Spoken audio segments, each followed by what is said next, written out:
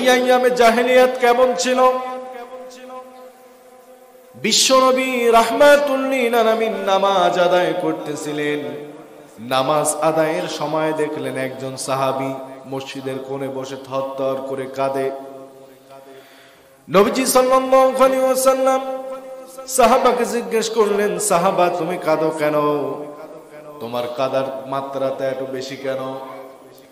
সাহাবা উত্তর দিয়ে দিলেন, ইয়া রাসূলুল্লাহ, ইয়া হাবিবাল্লাহ, আল্লাহ রাব্বুল আলামিন আমার সব গুনাহ মাফ করবেন, একটা গুনাহ মনে হয় আল্লাহ আমার মাফ করবে না। কয়টা গুনাহ?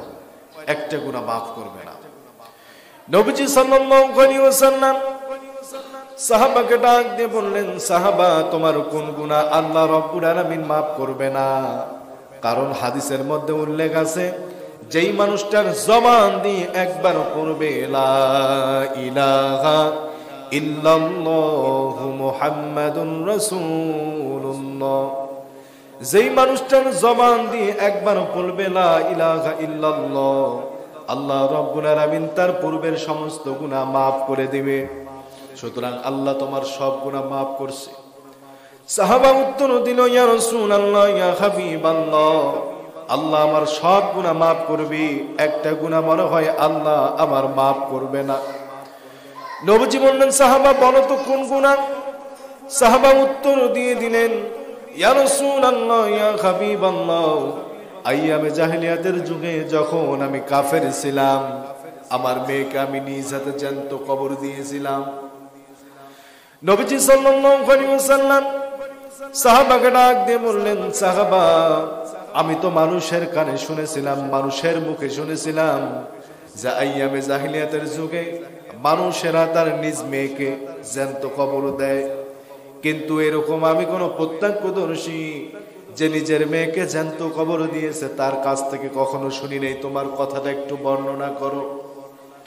সাহাবা উত্তর দিল, ইয়া রাসূলুল্লাহ, আইয়ামে জাহেলিয়াতের যুগ এমন একটা যুগ ছিল, যেই যুগে মানুষের ঘরে যখন মেয়ে সন্তান জন্মগ্রহণ করত, মানুষেরা লজ্জা পাইত, মানুষদেরকে গালিমন্দ করা হইতো। যার ঘরে মেয়ে সন্তান জন্ম নিত, ওই মানুষটা সমাজে আর মুখ দেখাতে পারতো না। আমি ছিলাম একজন প্রভাবশালী ব্যক্তি। ইয়া রাসূলুল্লাহ, ইয়া হাবিবাল্লাহ, আমার স্ত্রী যখন গর্ভবতী হয়, এমন সময় আমি ব্যবসার উদ্দেশ্যে বাহিরের দেশে রওনা হতে লাগলাম। আমি আমার স্ত্রীকে বলে গেলাম, তোমার গর্ভে যেই সন্তান আছে, এই সন্তান যদি ছেলে হয় তাহলে তোমার কপাল ভালো, আর যদি মেয়ে হয় তাহলে আমি আসার আগে মেয়েটাকে গলা হত্যা করে মেরে ফেলবে। আমার স্ত্রীকে আমি কড়াভাবে আদেশ দিয়ে গেলাম, ইয়া রাসূলুল্লাহ, ইয়া হাবিবাল্লাহ, আমার ব্যবসার উদ্দেশ্যে যেই দেশে আমি গেলাম, এই দেশে আমি 8 বছর থাকলাম। 8 বছর পর যখন ফিরে আসলাম, আমি দেখলাম আমার ঘরে কোনো সন্তান নাই। তার মানে মেয়ে সন্তান হয়েছে, আমার স্ত্রী মনে হয় মেরে ফেলেছে। এরপর যখন আমি বাজার করার জন্য বাজারে যাইতাম, বাজারে যাওয়ার সময় দেখতাম একজন মেয়ে, তার সুন্দর চেহারা, চোখগুলো আমার মতো, ফেস কাটিং কিছুটা আমার মতো। আমি যখন বাজারে যাইতাম, মেয়েটা আমার দিকে তাকায় থাকতো, আমিও মেয়েটার দিকে তাকায় থাকতাম। মেয়েটার দিকে আলাদা ধরনের একটা মায়া যেন কাজ করতেছিল।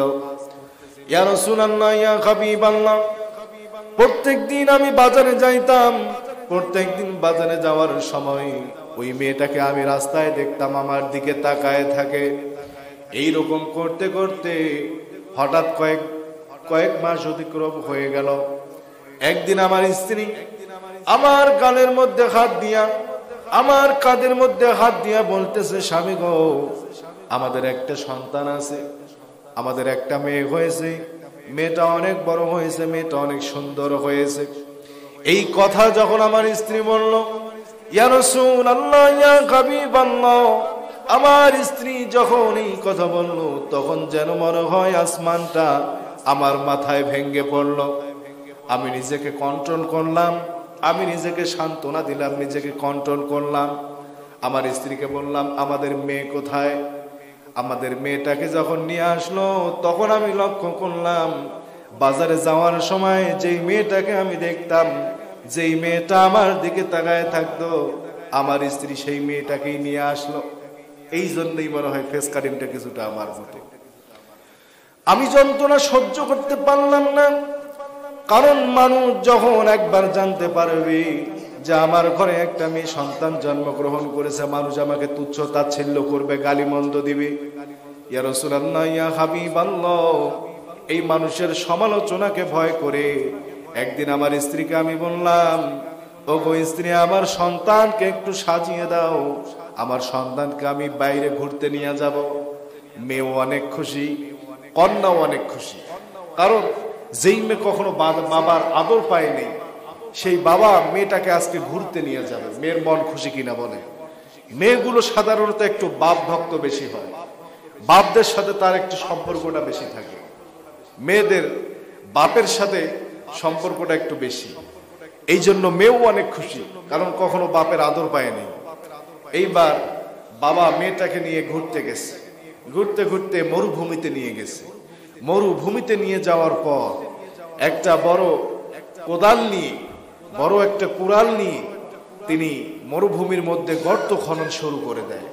কি খনন শুরু করে দেয়? গর্ত খনন, খাল খুঁড়ে। গর্ত খনন করতে করতে যখন বাবার দাড়িগুলোর মধ্যে বালু লেগে যায়, মেয়েটা সুন্দর করে বাবার দাড়িগুলো থেকে মাটিগুলো মুছে দেয়। গর্ত খনন করতে করতে যখন বাবার শরীর থেকে ঘাম ঝরে, মেয়েটা তার কাপড় দিয়ে বাবার ঘামগুলো মুছে দেয়। এরপর যখন বাবা গর্তটা খনন করা সম্পাদন করে দিল, গর্তটা খনন করা যখন সম্পূর্ণ হয়ে গেল, সাহাবা এবার বলল, মা দেখো তো গর্তটা কেমন হয়েছে। মেয়েটা যখন গর্ত দেখার জন্য সামনে অগ্রসর হয়ে গেল, গর্ত দেখার জন্য যখন সামনে গেল, গর্তের কিনারায় যখন দাঁড় হয়ে গর্তটা দেখলো, এইবার বাবা পিছন থেকে ধাক্কা দিয়ে মেয়েটাকে গর্তের মধ্যে ফালায় দিল। গর্তের মধ্যে ফালায় দেওয়ার পর যেই কুড়াল দিয়া গর্ত খনন করেছিল, এই গর্ত থেকে মাটি চাপায় দিচ্ছে, গর্তের মধ্যে মাটি চাপা দিচ্ছে।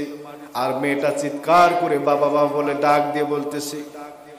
এরপর যখন মেয়েটার পুরো শরীর বানু চাপা দিয়ে দিল, মাটি চাপা দিয়ে দিল, মেয়েটা ডাক দিয়ে বলল, আব্বা জান, আমি বুঝতে পারছি আমার মা আমাকে 8 বছর কেন লুকিয়ে লুকিয়ে বড় করছিল।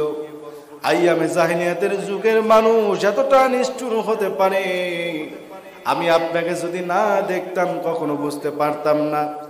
এই ঘটনা যখন নবীজি সাল্লাল্লাহু আলাইহি ওয়াসাল্লামকে শুনাইলেন, নবীজির 2 চোখ দিয়ে ঝরঝর করে পানি পড়ে। নবীজি সাল্লাল্লাহু আলাইহি ওয়াসাল্লাম বলল, রে সাহাবা, আইয়ামে জাহিলিয়াতের যুগের মানুষ এত নিষ্ঠুর হতে পারে, এত পাষাণ হতে পারে, যেটা আমি তোমার কাছ থেকে না শুনলে কখনো বিশ্বাস করতাম না। তো এইরকম ছিলেন আইয়ামে জাহিলিয়াতের যুগের মানুষেরা।